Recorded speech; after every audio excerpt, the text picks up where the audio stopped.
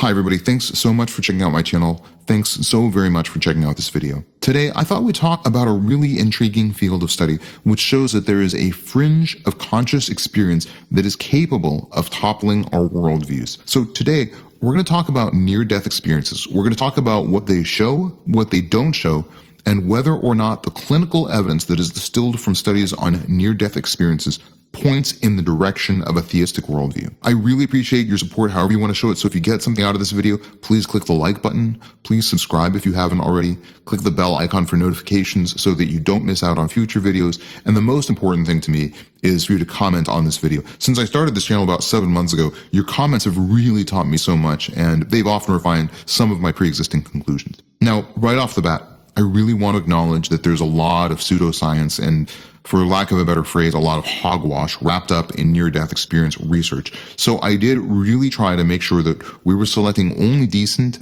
academically published, peer-reviewed papers. However, when I cite retrospective analyses that aren't as strong, I will specifically note that. All right, so what do we learn from near-death experiences? Well, it's really fascinating. We're going to see that several conclusions emerge, and we're going to have a different set of conclusions when you get to the end of this video, but these are the conclusions that I think we can start out with, and I'll show specific lines of research that endorse each of these conclusions. So first of all, near-death experiences do happen. We do have a clinical definition for what near-death experiences are. Second, these experiences do move people from an atheistic worldview towards a theistic worldview. This is very, very clearly and very definitively shown in the literature. Near-death experiences do indeed produce a belief that there's a benign presence on the other side of our veil of ignorance. In many cases, there's also an increased belief in the afterlife. Number 3. At the very least, this does show that atheistic worldviews are tenuous enough in some individuals that they can be changed based on a singular experience. Number 4, again, at the very least, we'll see that there's no real singular parallel experience that can change the perspective from theism towards atheism. In other words, if you're a generally theistic or spiritual or religious person, there's no single event that is capable of reliably dislodging that worldview and converting you over towards atheism. Number 5, whether or not you believe in God, the research on near-death experiences shows that there are moments that should be the most painful, most frightening experiences that we can have that are paradoxically and for uncertain reasons transcendentally enveloped in a sense of a benign presence, ushering us through the most difficult moments that we can possibly imagine. Number 6, at the very least, near-death experiences seem to defy a purely materialistic or purely naturalistic explanation. In other words, as we'll see, there's no good natural explanation for why we ought to expect near-death experiences at the fringe of our own mortality. And finally, number 7, fascinatingly, and this may be the most important insight, near-death experiences produce increased spiritual beliefs or a more theistic perspective on our existence, but actually decrease the degree to which individuals believe in dogmatic, sectarian religious perspectives. We'll talk about some of the other spiritual transitions, but they're really interesting. I'll say it again because I think it's underemphasized, but after an NDE, people become more spiritual and more theistic, but they don't necessarily become more religious, and often they actually become less religious. Now, as I said, there is an actual clinical rigorous criteria for how we define near-death experiences. This is really helpful because it shows that there's a narrow definition of what actually constitutes a near-death experience. I'm not going to spend a lot of time talking about the near-death experience scale proposed by Grayson. It's named after Bruce Grayson, who's a really great researcher who's done a lot of research on near-death experiences. But it does seem to be a really great research tool, although people have proposed other schemes as well, like the near-death experience C or near-death experience content scale. There is a quantified way also to score the Grayson criteria, but without going into too much detail or enumerating all the 16 facets of the criteria, there are cognitive features such as altered time perception, life review, sudden understanding. There's affective features such as a feeling of peace, joy, and well-being. There's transpersonal features such as the sense of unity with the universe, encountering mystical beings and out-of-body experiences.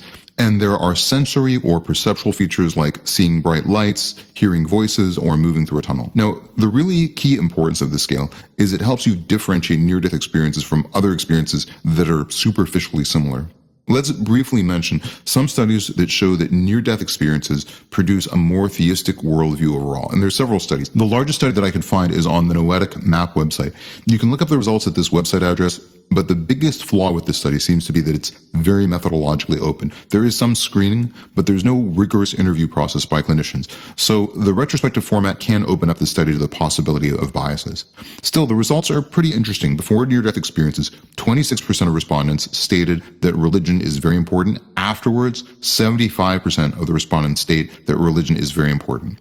Belief in the afterlife goes from 53% before near-death experiences to 90% after. Belief in God goes from 66% before to 83% after. Now, these studies will all be linked in the description, so you can find the citations. The rest of these studies are at least in the scientific peer-reviewed literature. Peli Vanova et al. Studied 167 individuals who had near-death experiences. 70% of those individuals developed a more theistic worldview, including a belief in an afterlife. And this was a more rigorous study in the scientific literature. Long et al. Looked at 834 individuals. They found that affirming belief in God generally doubled from 37% to 72% in their near-death experience group. Belief in an afterlife went from 25% to 84%, again within the near-death experience group. The interesting thing about this study is that they had a control group of individuals who had life-threatening experiences without near-death experiences, suggesting that the change in outlook is not merely related to just being confronted with our own mortality. Del Castillo et al. Also performed a fascinating study looking at 683 adults with near-death experiences. They found a strong pattern of increased religiosity, 64%, and unquestionably supported that near-death experiences do act as spiritual turning points.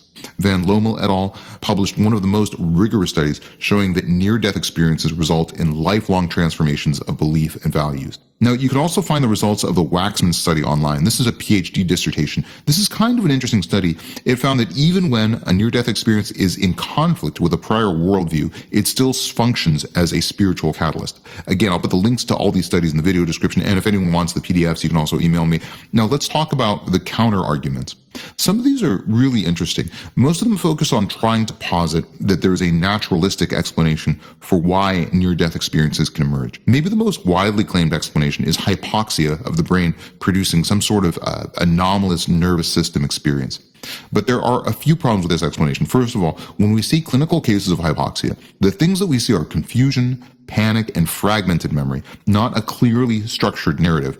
Several of the elements of near-death experiences are present in hypoxia, but several are missing.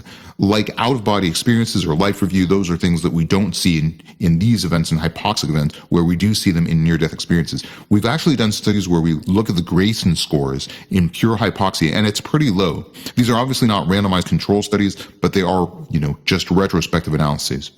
The next common explanation is some sort of a temporal lobe dysfunction or temporal lobe seizures, but this also has a few problems. First, near-death experiences are one-off events, whereas epileptic events produce repetitive experiences that don't seem to mirror near-death experiences. Also, a sense of peacefulness or benignity is not present in temporal lobe epilepsy. Temporal lobe epilepsy also results in lower Grayson scale scores.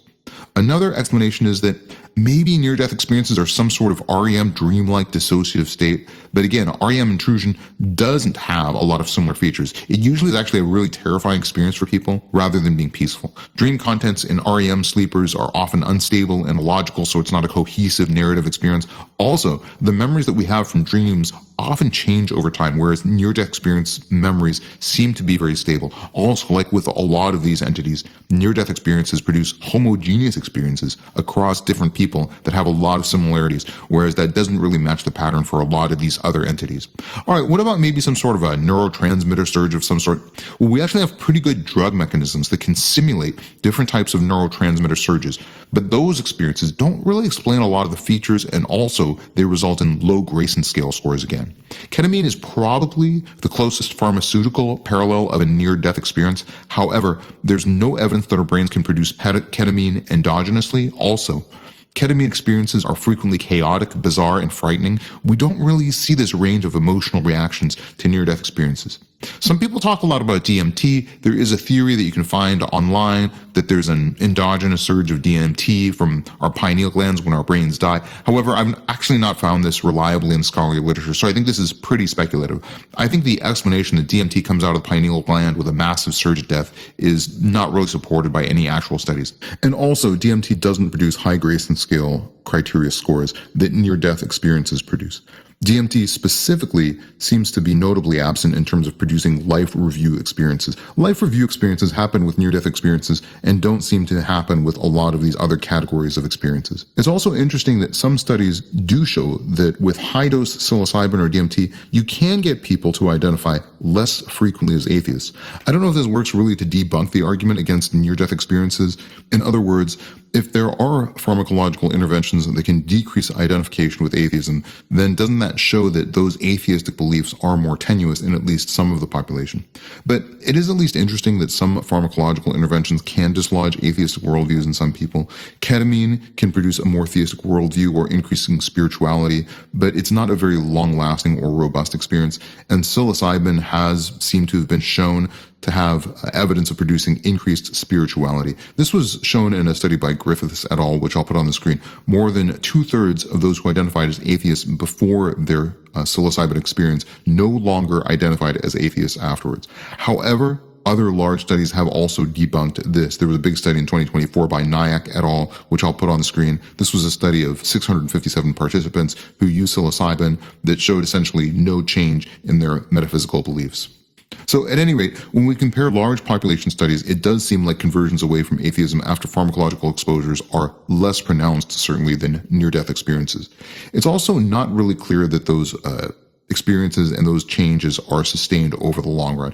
There is some literature, but people make arguments in both directions. All right, now we're going to switch gears and get to what I think is the most interesting part of the video. I find it really fascinating that near-death experiences do point towards theism, but some studies point against a dogmatic religious belief and against what I would call sectarian religiosity. There was a 1990 study by Sutherland et al. This study interviewed 50 patients with near-death experience who largely rejected describing themselves as religious, often vehemently so, but they did describe themselves as spiritual. This was following their near-death experiences, and 76% described themselves as spiritual, which was an increase from 16% before their experiences, while only 6% described themselves as religious. Now, this was actually a decrease from their beforehand religious identification of 24%.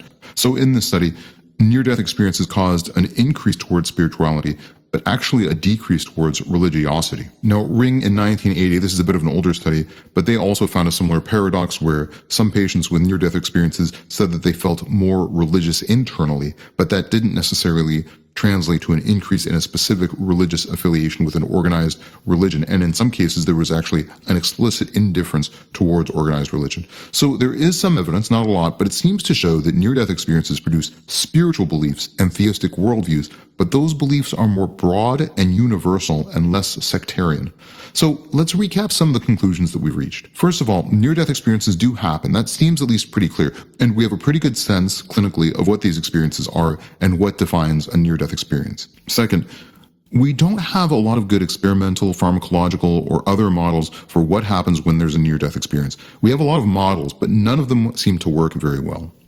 Third, near-death experiences we now know can dislodge atheistic worldviews, at least for a lot of people. Fourth, from near-death experiences, people have a more theistic worldview, often believing in an afterlife, a spiritual realm, and sometimes even explicitly in God. I don't know that there's a similar parallel or an immediate or a singular event that results in a similar dislodgement of a theistic worldview. There is at least some literature that shows that after a near-death experience, you're less likely to be an atheist, but you also potentially are less likely to really dogmatically get engaged in a specific religious worldview. I don't want to overstate the evidence because I think it's somewhat limited, but it is at least a little bit interesting, and I think there is potentially a lesson to be learned from this. Now, there are a few points that also show up in the literature that I thought I would address briefly at the end of the video, although we didn't go super deep into the evidence for these perspectives, but I will just briefly mention each of these. So first of all, there is a cross-cultural consistency of near-death experiences.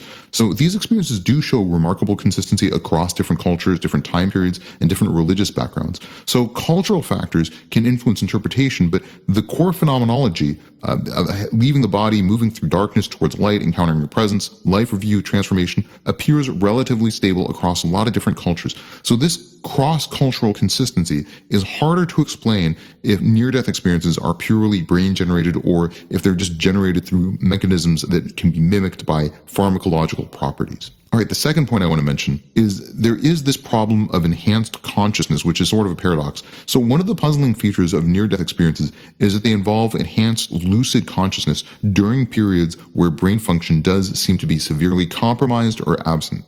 Materialistic or naturalistic neuroscience predicts that reduced brain functions should produce reduced or very confused consciousness, yet near-death experiences consistently report the opposite, which is clarity, coherence, and heightened awareness precisely when the brains should be least capable of producing these experiences. Now, there's also the problem of transformative effects from near-death experiences which seem disproportionate to other experiences. So what I'm saying here is that when you have brief hallucinations or drug-induced states or dreams that can be theologically or spiritually impactful, those experiences generally don't have the same lifelong, lasting, or decades-long changes in your outlook towards death, your life orientation, and other very deeply held values. So it's interesting that near-death experiences can produce these very transformative, long-lasting, robust changes, whereas we don't see similar changes in other settings. Now, the other thing that I didn't get too deeply into, but it's very interesting, is the life review phenomenon. So this is a set of experiences associated with near-death experiences where individuals re-experience their entire lives from their own perspectives and also sometimes from the perspectives of other individuals. This has no really clear neurological parallel, and this is also an interesting phenomenon because this suggests access to memories and perspectives that really shouldn't be available in a dying or compromised brain. So you could propose temporal lobe activation in a weird way that might be contributing to near-death experiences, but that really shouldn't be producing chronological life reviews. All right, the other point that we didn't get into is there's a lot of interesting literature around this kind of terminal lucidity connection. So near-death experiences do fit into a broader pattern of anomalous patterns of consciousness at the edge of death. Terminal lucidity is where patients with severe dementia or severe brain damage suddenly become very lucid shortly before death. This has been documented in a lot of studies in the medical literature, and maybe near-death experiences somehow fit into this larger study of consciousness in the face of death. Now, there's also a lot of literature on how children have near-death experiences. And this is an interesting body of literature. I didn't go super deeply into it, but here's a citation on the screen now. And the evidence basically shows that children have very similar patterns of near-death experiences, suggesting that patients who are at the brink of death aren't simply tapping into a cultural or learned experience. Now, the last thing that I just wanted to touch on briefly is that Gary Habermas and some other individuals have tried to connect near-death experiences to Christianity. Now, there is some literature out there on that subject. I didn't go super deeply into it. It's a little bit tenuous from just my very cursory overview, but one of the interesting things that I did find is that when you search the Noetic Map database, you find more references to Jesus than you find to other theological figures. When other theological figures are mentioned, by the way, they're often mentioned in conjunction with numerous other figures and not necessarily mentioned as often in isolation. Jesus seems to be mentioned the most commonly and also more commonly in isolation compared to other religious figures in this particular database. But again, I don't think that this database is the best source for information. There are potential for biases just based on its retrospective design. And also, I think you could account for this increased prevalence of Jesus being mentioned in near-death experiences by just citing cultural factors. So again, I think there's some interesting research out there. It's a little bit tenuous. I didn't go super deep into it, but I don't think anything out there that I found is definitive so far. So I learned a lot from doing this research, but as always, I'm really also interested in what you all have learned. What beliefs do you have about near-death experiences? Have any of these research papers refined your beliefs? I'd really like to know the answers to those questions. I was really intrigued personally by the notion that people do tend to emerge from near-death experiences with less of an atheistic worldview. This is one of the big things that I took away from this analysis. But once again, I'm curious to know what you think about all this. One last thing that I'll leave you with is please like this video if you got something out of it. Please subscribe to the channel. Please click the bell icon for notifications. And maybe most importantly, please comment on this video. I really want to know what all of you think. I hope the start of your year is really turning out great. Thanks so much for tuning in. Thanks so much for checking out this video. And please, to all of you, I hope that you all have a really wonderful day.